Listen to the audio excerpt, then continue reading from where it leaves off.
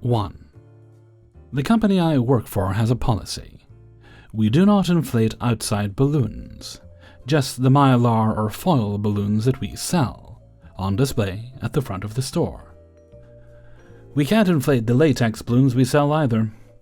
We aren't safety rated for anything but our foils, and helium is getting scarce as it is. Employees can be reprimanded or fired for filling outside balloons. And our policy is part of training for the balloon station. And that's fine. Corporate is upfront and honest about that, and it's their right to decide. For the most part, customers are understanding too. But when I get a problem customer, the problem is balloons about a third of the time. Some people offer to pay for the helium straight up, which we don't have an option for. Or ask to have our balloons rung up, then just fill their balloons instead. Come on, who's going to know? I always tell them no, it's not worth my job. Had someone threatened to call corporate about it. And I said, please do.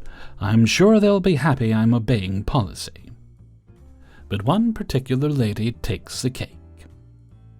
She came in one night when a cashier and I, a manager, were on duty. She was either the only one in the store, or other customers were back out of earshot. She came in with a SpongeBob figural balloon and asked the cashier to fill it for her. She appropriately told the lady no, we can't. The lady then asked to speak to the manager, so she rang for me. I gave her the same company policy, and she got super polite. Please, wouldn't I fill this up for a little girl's birthday? I told her I'm sorry, but it's not worth my job. And she goes, oh, you're not going to lose your job over this. I'm thinking, wow, this must be our new CEO, if she can make that kind of call, but again, I told her no. Offered to pay me extra, still said no. I'm not doing funny business in my drawer, and I can't mark something like that in the register if I wanted to.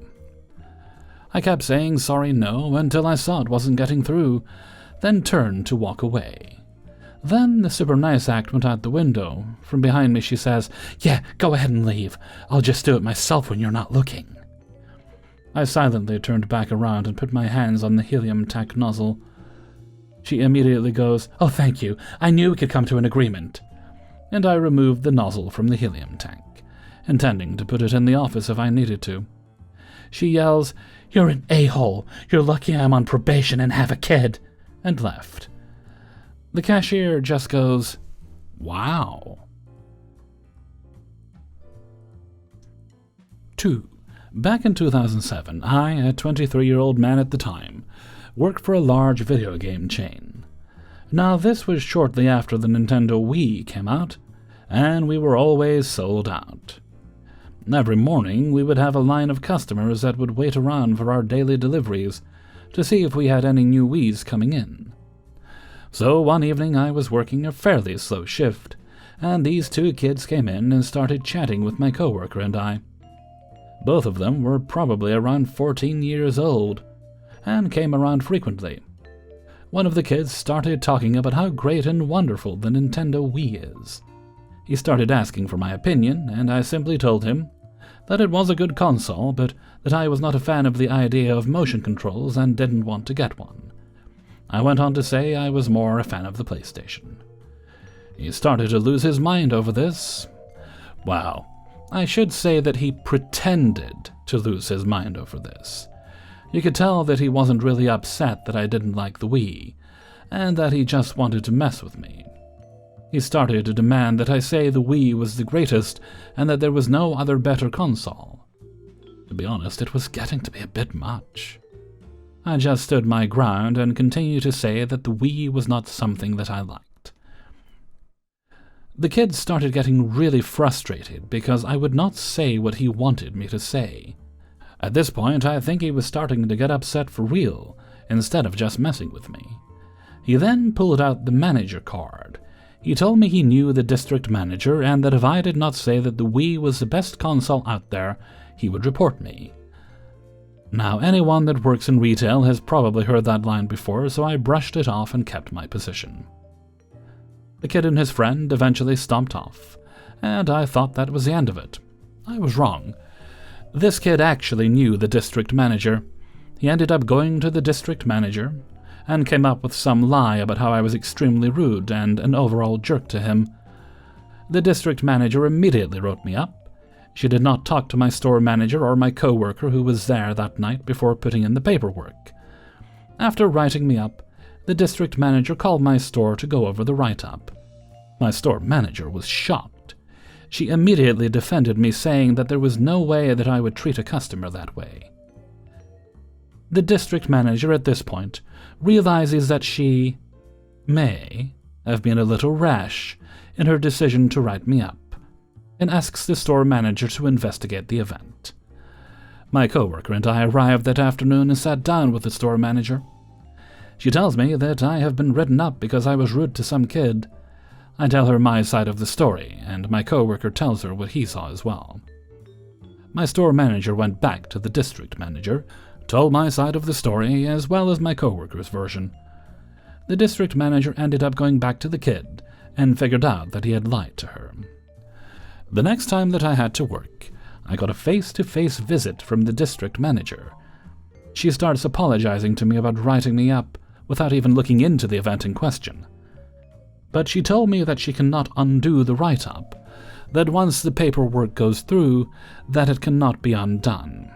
I always wonder if she could have reversed a write-up, but said she couldn't in order to save her own skin.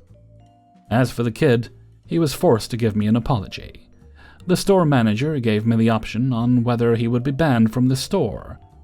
I was even given the option to permanently ban him, but I didn't want him bitter over a stupid mistake. I ended up making the ban for something like 3 months. I never did see that kid after he got banned, even after the ban had been lifted. I kind of wonder if he was too embarrassed to show up while I worked. Nowadays, I actually prefer Nintendo over PlayStation, but I am still not that big a fan of the Wii. 3. I work in a specialty store. This particular story happened a while ago, so I can't remember all the details. I was behind the register, and I noticed one of the assistant store managers has been on the phone for a very long time. Normally, phone calls only take a few minutes, as it's normally customers just asking a question or two about inventory, return, exchange policy, etc. Now, the phones are behind the registers, and there are 2 ways to get behind the counter and to the registers and phones. Because this was a busy day, all registers are being manned. Sometimes during a lull in the crowd, us cashiers will leave the counter to stock, fill, and talk to customers, etc. When I see the line is getting long, I start heading back to the registers. However, the assistant manager is still on the phone with the customer and is looking pretty irritated at this point. Unfortunately for me, she is in my path, and the other way behind the counter is blocked by customers and other cashiers. Instead of asking her to move, I decided to duck underneath her, which ended up with me losing my footing and hitting the counter, but that's a different story. When she finally gets off the phone, she sighs and gives me a very exasperated look. She explains that a customer was trying to get to our store to do an exchange for something, but she didn't know where we were. Instead of going on to Google Maps, she decided to ask the manager for directions, and wasn't understanding the directions. Later, the phone rings, and I was the unfortunate person to answer. It was the same lady. The conversation goes something like this. "Thank you for calling. How may I help you?" "I'm trying to get to the store. Can you tell me where you are?" "We're in the shopping center between the first and third stores." "No, can you tell me how to get there?" "I'm sorry, ma'am, I don't understand." "I'm on Highway 87 heading south. What exit do I take and what road should I take?" At this point, I see why the assistant manager was so peeved. I'm thinking, oh no, this is going to be such a pain. I then began to give careful directions. "I didn't get that. What exit should I take?" For the next 15 or so minutes, I was repeatedly telling the lady instructions on how to get to our store, and she was not getting it. I had customers to check out and other things to do, but I was stuck on the phone with this woman because everyone was busy and no one would be able to answer the phone. I was so close to telling the lady to just use Google Maps or something and just hanging up on her because holy frick, this was so annoying. I can't remember how the call ended, but I told the manager about the woman who called and she laughed in sympathy. I went off in my break, not long after, and the lady managed to get to the store. I didn't get to see her, but I was told that she was an older lady, but not too old to not know how to use a phone. Some time after I come back from my break, the woman calls again, and again. I was the unfortunate soul who had to answer the call. I can't remember what happened, but apparently there was something wrong with the exchange, and she wanted to know what she could do about it. Again, I was stuck on the phone for a long time. When she finally hung up, I regretted taking my break, because I was so irritated and I needed time to cool off. 4. Back when I was in the retail space as a young pup, there were plenty of interesting things that happened.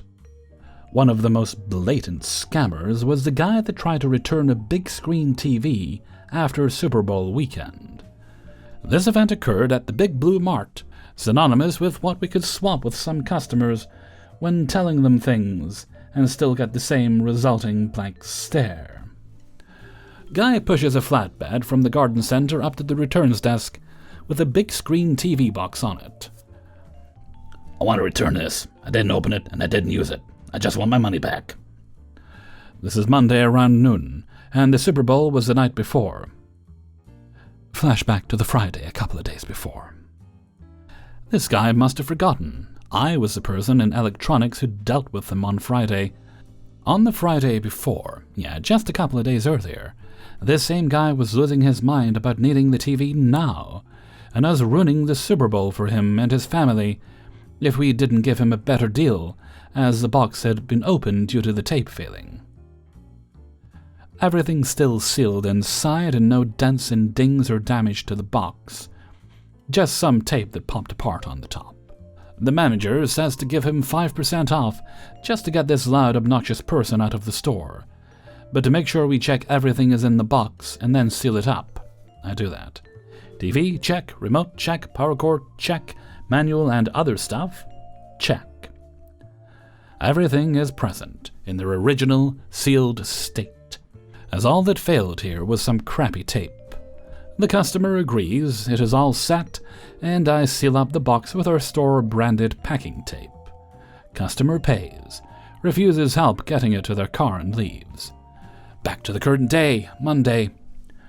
Our policy at this store was to open and inspect any TVs or other expensive items that come back to ensure everything is present, and we don't need to RMA something.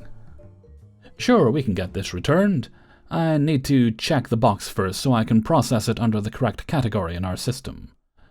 No, you don't need to do that. I told you we didn't use it, and I didn't open it. I just want my money back. I don't have time for you to jerk me around here. Just give me the refund. It went back and forth a few times, until the customer realized I wasn't budging, and the box was getting opened if he wanted a refund. I walk over to the box, move it, and notice it is really awkward to move, as the weight isn't distributed across it like normal. It's also much heavier than I remember. It feels like something is seriously broken, and it isn't the solid, nothing-moving feeling of a factory-packed TV. As I cut the tape to open it, I noticed the branded tape wasn't the top layer anymore. There is plain packing tape over it, and very carefully placed to line up, but it was slightly less wide than the branded tape. The box opens, and lo and behold, no TV. Instead, there are several bricks, rocks, and other heavy items. On cue, the customer starts losing their mind, saying we sold him rocks, scammed him, and demanded a manager, the police, etc., etc. You know, all the reasonable things when you're caught trying to steal a TV in a way you thought was new. Management comes over, talks to the guy, and says he will see what he can find out. It's going to be a little bit while he figures out what happened, and try to get what is needed for the customer to make the formal complaint and take a statement. The manager talks to me out of the customer's earshot, and I tell him the story about Friday. The manager gets loss prevention to pull up the tapes, sees the TV in the box, as I checked it in electronics in clear view of several cameras, sees it get taped shut, sees the customer pay, and then leaves the store with the box. The manager comes back and tells the customer we are happy to call the police, but the end result would not be what he is looking for. The manager proceeded to advise we have camera footage, that I taped the box up on Friday, and that this is considered attempted theft. The customer tries to fight a bit, but gives up and hurries out of the store once he realizes how badly he messed up. The dude left the box of rocks too. So that's how I ended up with a box of rocks with store-branded tape as a loss prevention prop showing customer stupidity.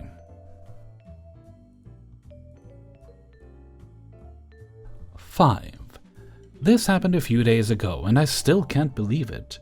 I'm a 25-year-old man and work at a garden nursery. It's a decent size with a shop in the middle, and outdoor plants and benches and racks around it, with a car park. Enter a lady in her 60s and her brother. They drove into our nursery. We have a 100-meter or so driveway through the plants. As the owner was walking along it, they beeped at him, and she started yelling at him about selling her a dead tree to plant for it to sprout? I don't know either. Anyway, not a good start. They park and walk around for a bit. The brother asks me all sorts of questions and wanting discounts on plants. No discounts unless they are old plants. And starts basically interrogating me about my life and what I'm doing for work, which I just say yes and no to without actually telling the truth. I finally get rid of him and am walking through, checking that no plants need water. The lady then spots me and starts to yell at me from about 80 meters away. Some people do this, and I go to them, even though it annoys me that they are basically calling me like a dog. Maybe they are handicapped, and it's hard for them to walk. Well, this lady barely speaks English and is rambling something at me, and I keep asking her to repeat herself. Finally, I understand she wants to buy a tree. It's a big weeping cherry. It's 2 meters tall, 2.5 meters including the pot, which is 90 liters of soil, and really heavy. I take the price and walk with her to the shop, where I ask her if she'd like it delivered. Now, we have a big truck for deliveries, and it goes out once a week. We never do free deliveries. They don't cost much, just to cover fuel and time for the driver. Anyway, she says no, she doesn't want it delivered. She says, my car, pointing at her SUV. I think to myself, there's no way that tree and massive pot is fitting, but okay, whatever, and put the sale through.